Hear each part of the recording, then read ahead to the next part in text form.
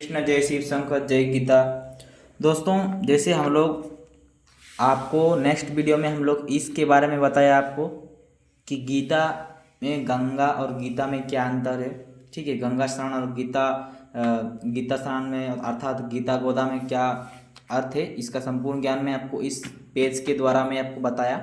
दोस्तों, आज मैं आपको इस पेज के बारे में बताऊंगा। इस पेज में क्या है दोस्तों, मैं जो है संपूर्ण यानी कि एक से लेकर ये आपको सबके बारे में मैंने आपको बताया, विस्तार से बताया।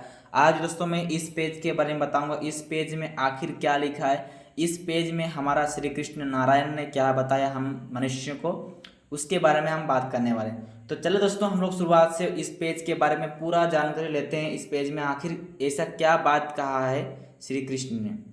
दोस्तों, इसमें जैसे कि कहा है फर्स्ट में, यहाँ पर हम लोग कल बात किए थे कि इसका जैसे कि इसका पूर्ण रहस्य भगवान श्री कृष्ण ही जानते हैं। दोस्तों, गीता का जो है संपूर्ण रहस्य श्री कृष्ण ही जानते हैं, बाकी कोई नहीं। इनके बाद कहीं इसके संकल्पता व्यास जी। ठीक है, व्यास जी आप जानते होंगे, व्यास जी को श्री कृष्ण देखते होंगे तो श्रोता श्रोता अर्जुन का नंबर आता है। ऐसे ऐसे अगाध रहस्यमय गीता का आशय और महत्व समझना मेरे जैसे मनुष्य के लिए ठीक वैसा ही एक साधारण प्रशिक्षा अनंत आकाशिका का पर लगाने के लिए प्रयत्न करता है। दोस्तों, गीता अनंत भावों का अथाह समुद्र है। रत्नाकर में गहरा गोता लगाने पर जैसे रत्नाकर की प्राप्ति होती है, वैसे ही इस गीता सागर में गहरी डुबकी लगाने से जिज्ञासुओं का नित्य तुरंत विलक्षण भाव रत्न राशि की उपलब्धि होते हैं। दोस्तों, इसका कहने का अर्थ यह है कि जिस तरह समुद्र में आप गहराई तक जितने भी जाओगे उतना गहराई आपको लेते जाएगा। ठीक है, उसी तरह फिर भी आपका ख़त्म नहीं होगा। उसी तरह गीता में भी आप अगर गोता लगाओगे गीता का ज्ञान करोगे, गीता का संपूर्ण ज्ञान करोगे, तो आपको ये बताया है नित्य नित्य विलक्षण भाव रत्न राशि की उपलब्धि, यानी कि आपको जीवन में भर देगा। राशि आपका सही जगह आ जाएगा, भाव रत्न की राशि की आपको संपूर्ण ज्ञान प्राप्त हो जाएगा। ठीक है, परंतु आकाश में गरुड़ भी उड़ते हैं तथा साधारण मच्छी भी। इसी के अनुसार सभी अपने अपने भाव के अनुसार कुछ अनुभव करते ही हैं। एवं विचार करने पर प्रतीत होता है कि गीता का मुख्य तात्पर्य आनंद काल से अज्ञान व संसार समुद्र में पड़े हुए जीव को परमात्मा की प्राप्ति करवा देने में है। दोस्तों, इसका भी अर्थ आपने समझ ही गया होगा। एवं विचार करने पर प्रतीत, एवं हम लोग अगर विचार करेंगे, गीता मुख्य तात्पर्य गीता का जो मुख्य उद्देश्य है, हमारा अज्ञान मनुष्य संसार में जो पड़े हैं, जो मूर्छा गए हैं, जो जानकारी जिसको नहीं है, वो क्या कर रहा है, कुछ नहीं। तो ये जो गीता है वो परमात्मा की प्राप्ति करवा देने में बहुत सहयोग कर रहा है। परमात्मा को प्राप्त करने का एक रहस्यमय मंत्र है गीता। अगर आप गीता को अगर जान लेंगे, समझ लेंगे, तो आपको परमात्मा से प्राप्त हो ही जाएगा। ठीक है, और इसके लिए गीता में ऐसे उपाय बतलाए गए हैं जिनमें मनुष्य अपने सांसारिक कर्तव्य कर्मों का भाली भांति आचरण करता हुआ ही परमात्मा को प्राप्त कर सकता है।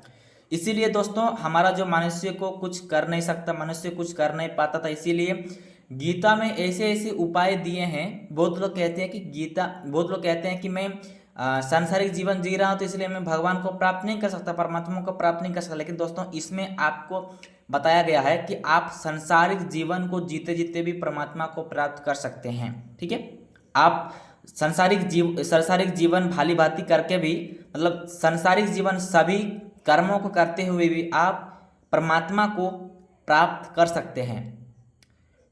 व्यवहार में परमात्मा के प्रयोग की यो अश्रद्ध कला गीता में बतलाई गई है और अधिकारी भेद से परमात्मा की प्राप्ति के लिए प्रकादि को 2 निष्ठाओं को प्रतिपादन किया गया है।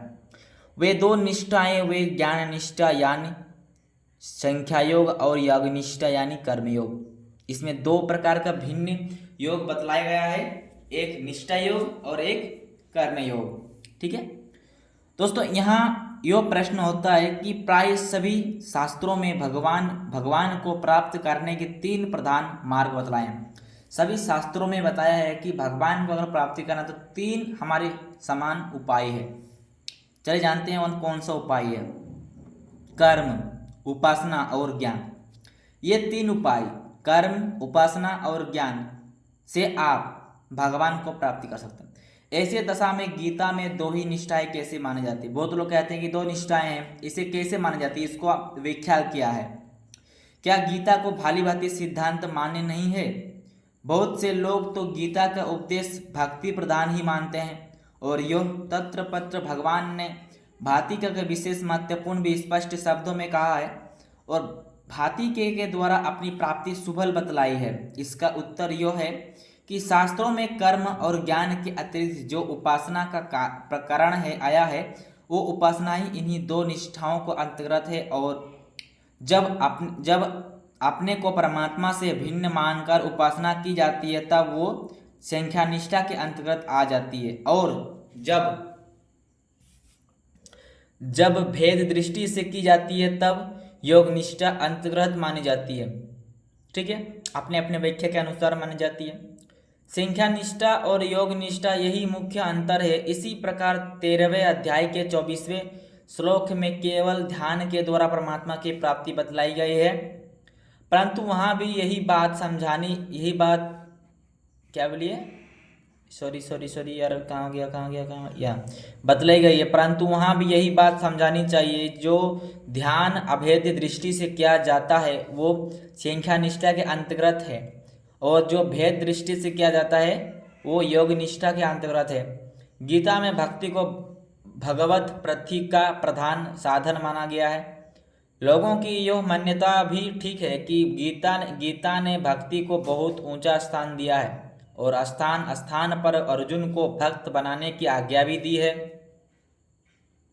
परंतु गीता के निष्ठाएं 2 ही मानी है। इससे भक्ति योग निष्ठा शामिल है क्योंकि भक्ति में तत्व रहता है, इसलिए ऐसा मानता युति वृद्ध भी नहीं कहा जा सकता।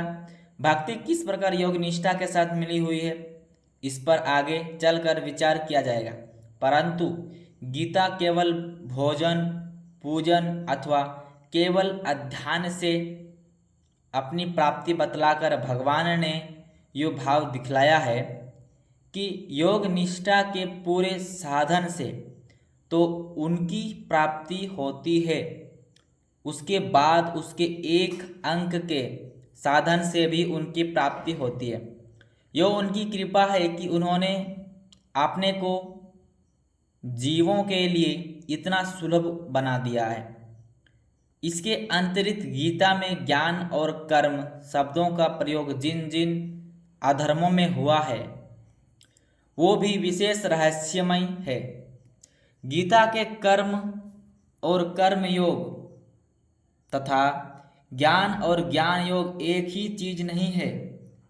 गीता के अनुसार शास्त्र रहित कर्म ज्ञान निष्ठा और योग निष्ठा दोनों ही दृष्टि योग से होते हैं। ज्ञान निष्ठा में भी कर्म का विरोध नहीं है और ज्ञान निष्ठा तो कर्मों का संपादन ही साधन माना गया है और उनका स्वरूप त्याग उल्टा बाधक माना गया है। दूसरे अध्याय के 47वें से लेकर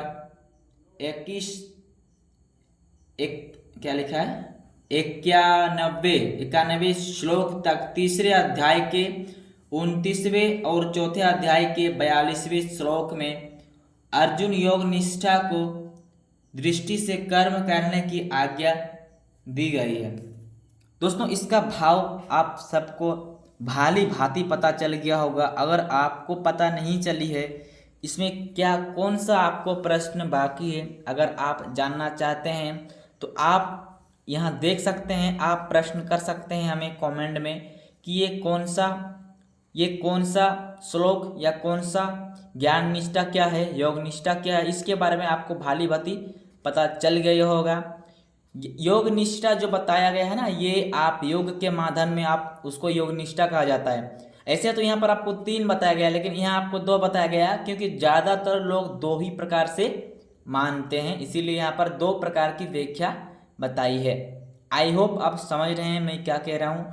दोस्तों अगर आपको ये वीडियो अच्छा लगा, अगर आपको भी गीता सुनने में अच्छा लगता है तो प्लीज़ भगवान आपका भला करे, एक लाइक और एक सब्सक्राइब कर दीजिए। हो सके तो आप शेयर भी कीजिए, क्योंकि गीता गंगा से भी बढ़कर है, गीता गायत्री मंत्र से भी बढ़कर है। गीता एक ज्ञान का भंडार है जो कभी भी ज्ञान खत्म नहीं होगा। दोस्तों आपको तो हमने सिर्फ 3 पेज के बारे में बताया है, अभी तो पूरे 700 श्लोक बाकी है। आपको 700 श्लोक तो हम बताएंगे आखिर कृष्ण क्या कहा है, पूरे भारतवर्ष को क्या संदेश दिया है, हम संसारों को, हम मनुष्यों को, और कौन से उद्देश्य से हमें चलना चाहिए। इसके बारे में मैं आपको आगे वीडियो में बताऊंगा कि हमें कौन से रास्ते में चलना चाहिए, कौन से रास्ते में चल के हम भगवान को प्राप्ति कर सकते हैं। जय श्री कृष्ण, जय श्री राधे राधे।